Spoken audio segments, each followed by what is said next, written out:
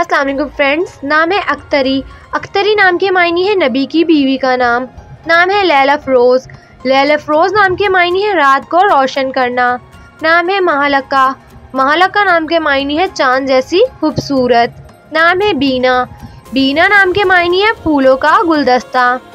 नाम है पारा। पारा नाम के मायने है टुकड़ा। नाम है नज़ीरा। नज़ीरा नाम के मायने है तमाशाई देखने वाला। नाम है अफशा। अफशा नाम के मायने है बखेरना तकसीम करना। नाम है अलिया। अलिया नाम के मायने है जन्नत आसमान। नाम है लतीमा। लतीमा नाम के मायने है खुशबू इतर। नाम है यरमगान। यरमगान नाम के मायने है सौगात तोहफा। नाम है पायाब। पायाब नाम के मायने है पाक पानी। नाम है हदील।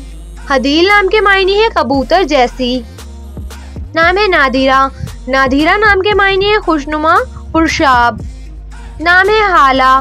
हाला नाम के मायने है अजमत शान। नाम है यशफा। यशफा नाम के मायने है किसी की तरफ से शफात। नाम है यशारा। यशारा नाम के मायने है समझदार अक्लमंद।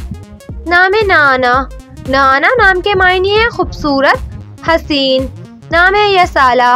यसाला नाम के मायने है फूलों का ताज।